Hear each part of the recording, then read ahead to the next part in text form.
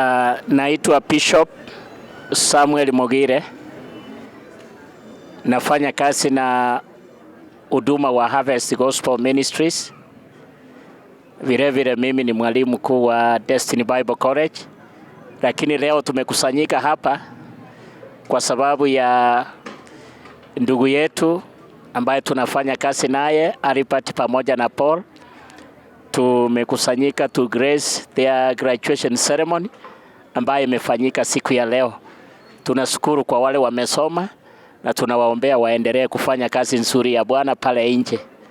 Vile tunaomba watu wengine wengi awacha soma, wana moyo wa kumtumikia Bwana, wachitokeze wakuje kwa Shepherd School na shule zingine zile ambaye zinafundisha neno la Bwana, wakaweze kufundishwa, wasaidie kanisa la Kristo Yesu. Tunasema haya kwa nchi yetu yote ya Kenya. Vile mtangulizi wetu ambaye ni awachema ni amesema ya kwamba hapa Kenya tunaiombea ya kwamba amani ipatikane. Tulifurahia sana ule uchaguzi wa mwaka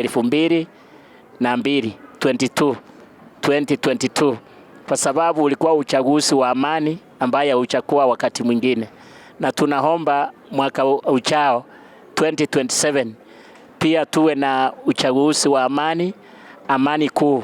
Tumekataa ukabila, tumekataa mambo ya ufisadi, tumekataa mambo ya kupigana sisi kwa sisi kama haya yanakuja kama gunisim.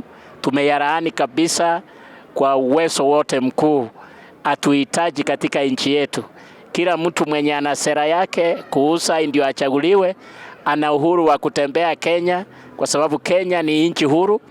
Mtu yoyote ambaye anataka cheo chochote anaweza enda mahali popote au sera, na wale watakubali kumchagua wanaweza kumchagua bila umwagaji wa damu, bila kifo chochote. Tunashangaa sana matangazo yetu ya radio, ya televisheni siku hizi.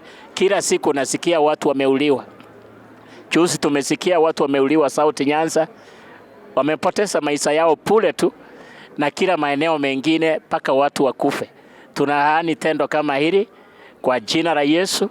Sisi kama kundi la wachungaji tumekataa kabisa. Tunaomba amani ikaweze kutawala kwa kila mkoa na kwa kila sub county na kila county ya Kenya. Tuwe na amani ndio tukaweze kuendelea. Asante sana kwa kunisikiza. Bwana wabariki.